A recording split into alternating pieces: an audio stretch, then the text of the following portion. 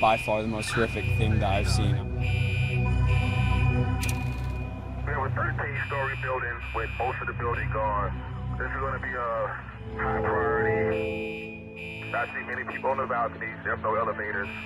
This is nothing. I mean, it almost resembles a trade center. Some people are evacuating, saying it sounds like they heard a bomb.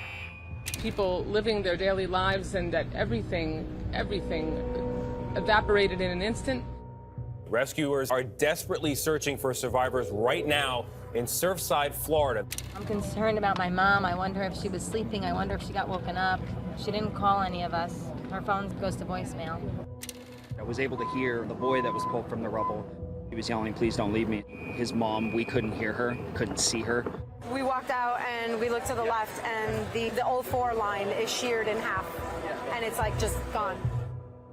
There are over 100 units in that building. That's what is frightening us. We're all just scratching our heads, trying to imagine what in the world could have happened.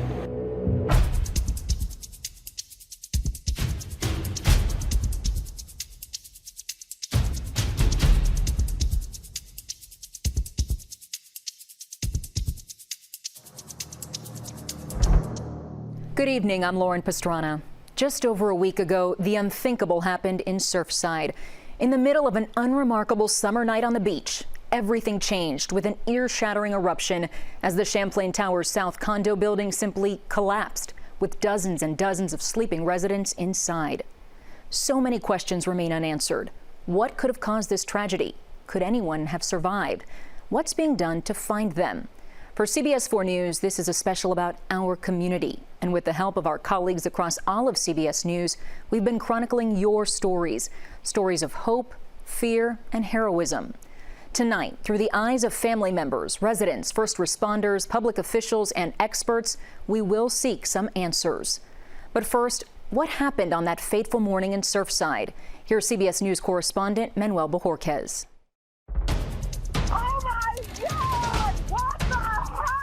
This is the incredible, unimaginable situation that none of us could have predicted.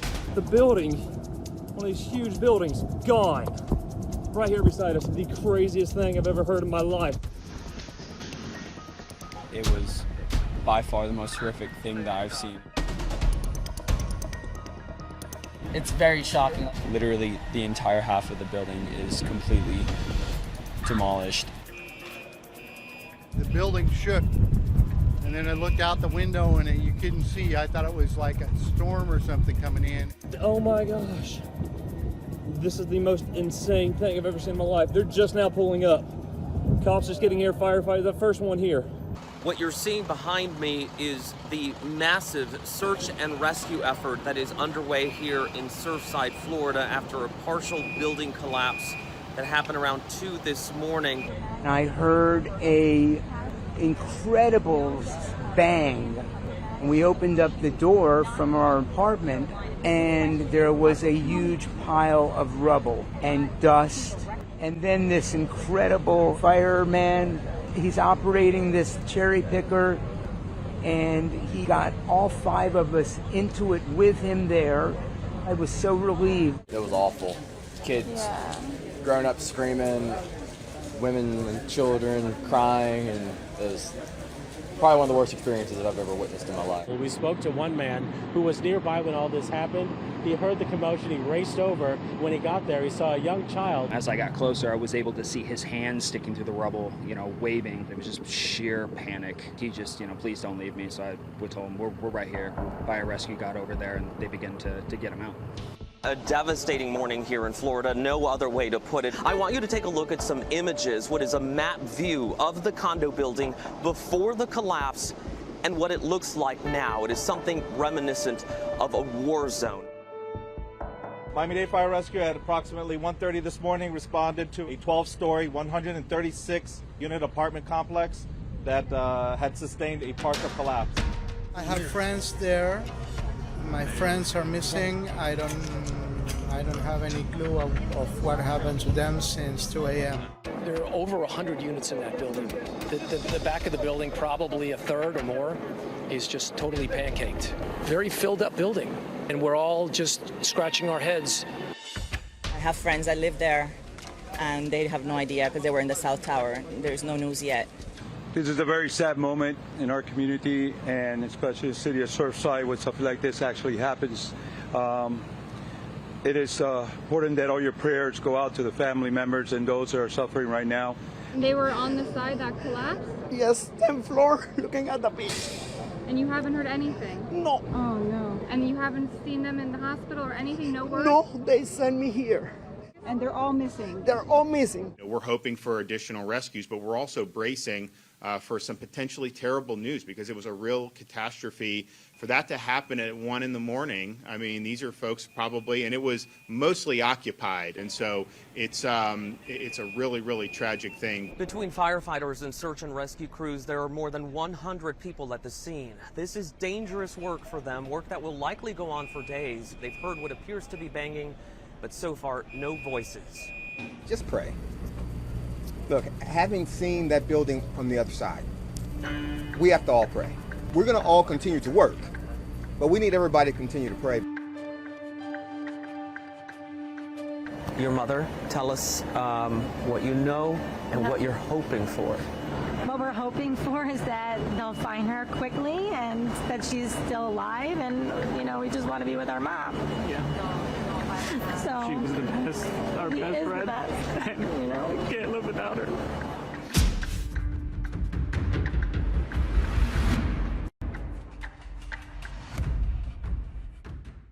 BrandsMart USA's 4th of July sale is going on now. This Samsung Galaxy 5.3-inch smartphone for only $79.88. Or this Samsung 65-inch 4K Smart TV only $747.99 and get a $75 gift card. Only at BrandsMart USA.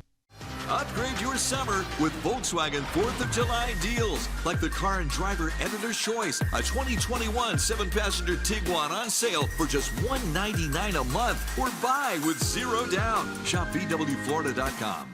Acura of Pembroke Pines sold the most Acura models in the Southeast USA in the last 11 years, and this is how we do it. RDX $339 a month. Acura of Pembroke Pines, the #1 volume Acura dealer. BrandsMart USA's 4th of July sale is going on now. Save on this GE stainless steel dishwasher, now $299.88. Or this Sony 85-inch 4K UHD Google Smart TV for $25.98 and get a $250 gift card. Only at BrandsMart USA. For the family members and friends of those still unaccounted for in Champlain Towers South, the unimaginable pain is palpable. The building reflected that wonderful Miami mix of old and young, Jewish, Latinos, and internationals, vacationers, and permanent residents. We spent some time with those who are still keeping the faith and hoping against hope as they wrestle with the likely loss of their loved ones.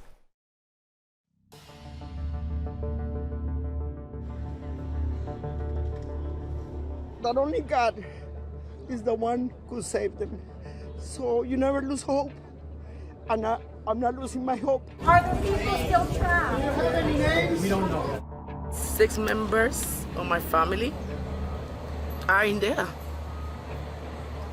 I mean, are in the rubbles. I don't know if they're alive or they dead. More than 150 people are still unaccounted for. This is not going to be pretty. It's worse in person than it is in the videos, okay? Yeah, you see it? Oh my God. I want my mommy. Yeah. She's gonna be okay. She's there. We gotta get her out. When we went to sleep last night, we would have never imagined that this is what we would be waking up to. And we're heartbroken, and I just want my mom to know how much we love her. And we're here, we're not going anywhere, we are not giving up hope.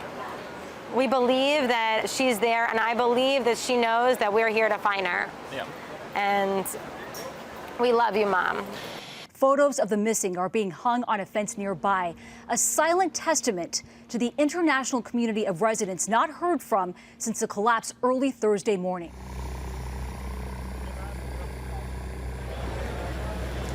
What's the age range of your family that's missing right now? 16 to 62. I'm prepared for the worst. But if they told me, wow, they came out alive, of course I'm going to be happy celebrating and thanking God. But this shouldn't be happy. shouldn't happen. It shouldn't happen here. Not here. Not here. Tonight, as families await word about their loved ones, we're learning more about those lost in the collapse. This picture is my son, Luis Andres, which you can see all pictures and you will see this smile. Always, always. Oh, I'm speechless. Luis Andres was my heart, my everything. He was born with muscular dystrophy. That wasn't a handicap for him. He defeated so many things, operations, strokes that he had. He got so much challenges in his life and he was happy all the time. I can show you 10,000 pictures and 9,999 pictures he will be smiling. He teach me how to live life, how to get close to God, how to be good to people, and how to smile, no matter what happened.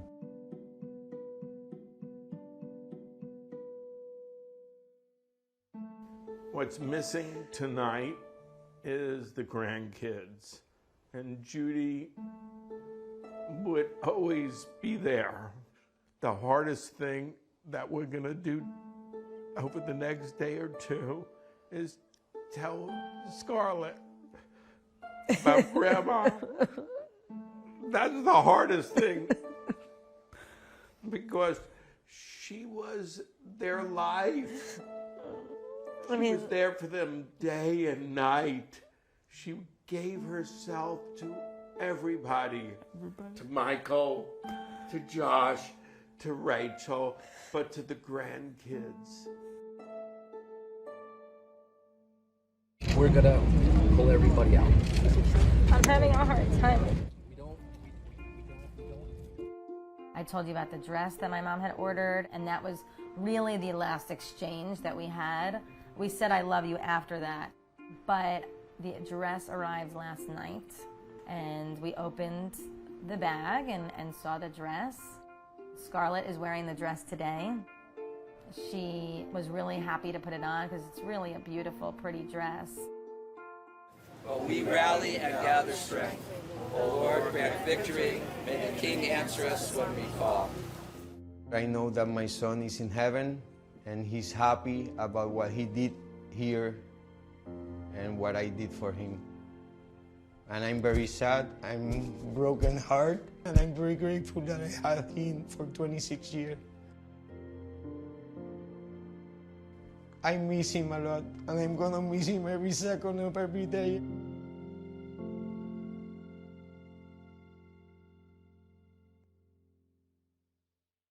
As the search continues amidst the mountain of twisted metal and crumbled concrete that was once a dignified beachfront residence, there's also a search for answers.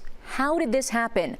What tragic conditions might have brought this 40-year-old building crumbling to the ground? And could it have been prevented? Each day, the list of clues grows a little longer, but it will be many months before the investigations might yield any definitive answers. It just doesn't happen. You don't see buildings falling down in America. I mean, it is really, really traumatic to see the collapse of a massive structure like that. The building, all these huge buildings, gone. What we're talking about here was an unprecedented tragedy, an unprecedented crisis, and one that isn't comparable really anywhere in the U.S. The problem is the building has literally pancaked. It has gone down, and I mean, there's just feet in between stories where there were 10 feet. There were 13-story buildings with most of the building gone. I have no idea why this would collapse in this manner. I have no idea. It's very, very rare. It's very unique. Have I ever seen a building collapse like this building collapsed? No. In almost 40 years in the fire service, I have never seen a building collapse like this building collapsed. We had a 12-story, 136-unit apartment complex that had sustained a partial collapse. This is the type of the collapse that you don't see that on an everyday basis.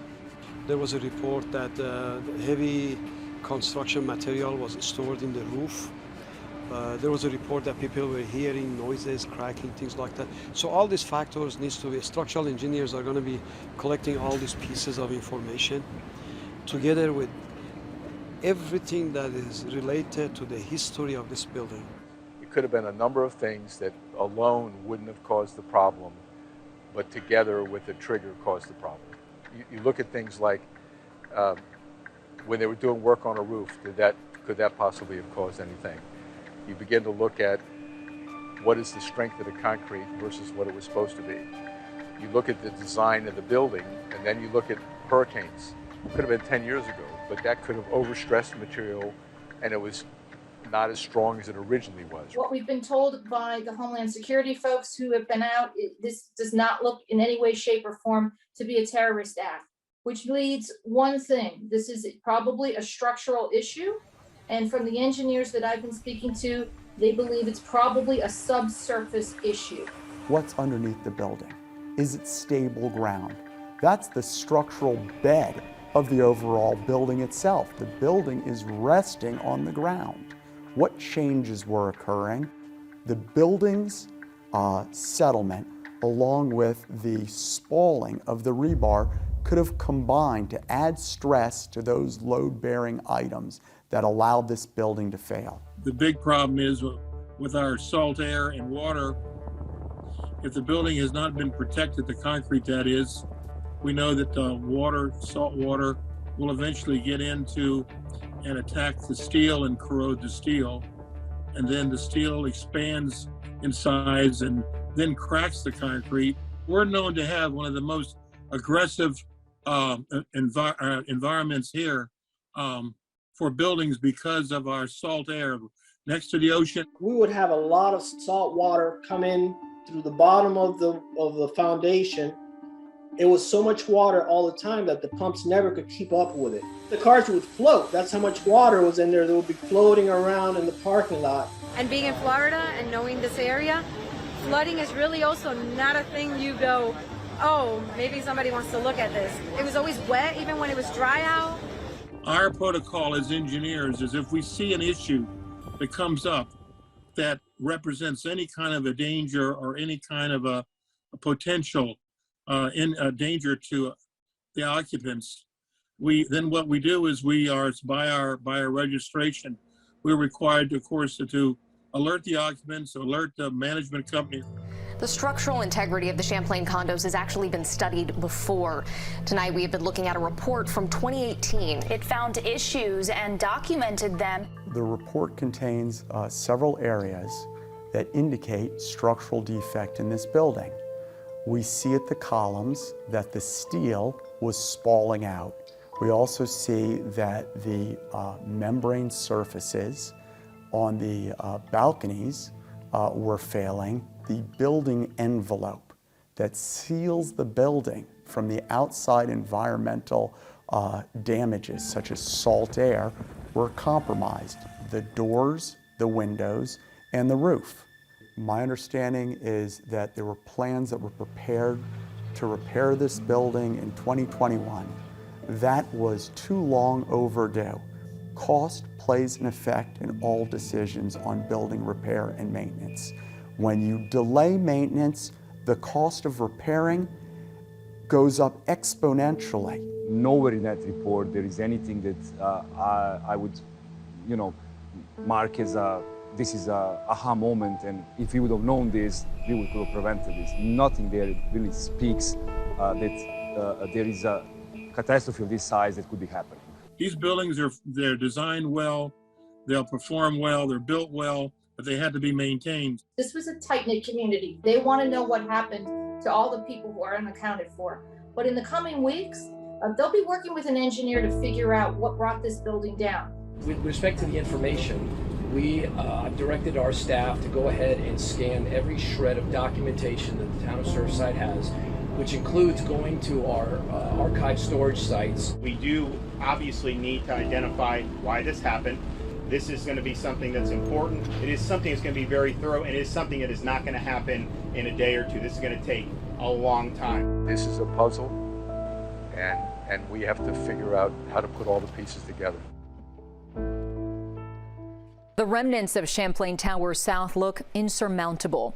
How do you get through the mounds of concrete and steel, the nest of electrical wires and plaster to reach the victims? The 24/7 efforts of the teams of first responders and engineers have been nothing short of heroic. We spent some time with some of the men and women who are risking their lives while methodically racing against time. We have a 13-story building with most of the building gone. We still have people standing upstairs that don't need to be evacuated. The building is gone. There's no elevators. This is nothing. I mean, it almost resembles a trade center. A massive search and rescue is underway, and we know that we're going to do everything we can possibly do to identify and rescue those who have been trapped in the rubble. Officials are still clinging to hope here. One boy was pulled out this morning, and rescuers say they are still hearing sounds from this rubble. Right now, teams are slowly tunneling in below the building, but they say things are still too unstable to send searchers on top of the pile. As we make one hole, we access a floor. We continue to the various areas. We did receive sounds, what sounds like people banging. Any idea how many people are missing right now? Well, there are over 100 units in that building. That's what is frightening us very badly right now. As the sun sets on the most tragic day this community can remember, we stand in solidarity once again to tell you we are working around the clock to search and rescue people. We're about 100 yards from where the collapse happened, and it smells like a fire. And that's because there have been little fires burning over the last 24 hours since the building partially collapsed. There's so many hazards we're encountering, and the fire just compounds it. The fire is deeply seated, deeply rooted under the structure. So you've seen it in and out, and unfortunately we keep having flare-ups of it, and it's just not accessible. Unfortunately, this has been a tragic night. Our unaccounted for number has gone up to 159. We will continue search and rescue because we still have hope that we will find people alive. That is exactly why we're continuing. That is why we're using our dogs and our sonar and our cameras, everything possible to seek places where there may still be people. This is a risk to your life as well. Yes. Yes. The reason I do this is because I want to help people. We don't do this for the money. We don't do this for fame. We do this because we want to help. That's why all these first responders, all the police are out here. We begin this morning with the round-the-clock rescue and recovery efforts at the site of that collapsed apartment building in Surfside, Florida, just north of Miami Beach. Overnight, crews continued to search through the rubble in hopes of finding survivors. We do have a very advanced technology of sonar and microphones that can detect not only movement of the pile, but anybody tapping or anybody scratching. If we hear sounds of that nature, we will have the dogs come over. And if the dogs alert, then we take it from there. We continue opening search holes. We don't have a resource problem here, we have a luck problem. The issue is that we've been fighting the elements, we've been fighting the fire, but we have one objective, and that is to bring those people out of the rubble safely and return them to their families. We're just continuously moving forward with our mission, attempting to locate anyone who could potentially be alive in the rubble. Certainly not an easy mission, but again, you said you do believe, or you have hope at least, that there are people alive under that rubble. We definitely have hope. Is that time nearing that it'll switch from a rescue effort to a recovery? We are in search and rescue, and we have just been joined by additional search and rescue team from Israel. We had already some Mexican experts on scene. Everybody that is needed is on the site and doing the work, and we're continuing our efforts to find people alive. This is one of the best, if not the best, and the most experienced rescue team, Israeli rescue teams. They've been all over the world in many similar situations. This is our responsibility as human beings. The fire, it's controlled. It's really hard to put out because of where it is at. It's at a very ground level. And while they're doing their best with the machinery and the water, we're cutting a deep trench to assist us. It's now 125 feet in length into the pile. It's 20 feet wide, and 40 feet deep. Now, this trench is very critical to the continuation of the search and rescue process. David, every morning we all wake up and hope that there is some sign of life, some good news. What can you tell us about the latest on the rescue efforts today? Good morning, Gil. You just can't get past that number of 150 people missing. They hardly rest. They come off for about 45 minutes, they check their pulse, they check their O2 levels, and they go back to work because that's what they do. They work to save lives. Good morning. The temporary stop in operations occurred at 0211 due to additional concerns for building stability. We'll let the nation know we can cooperate.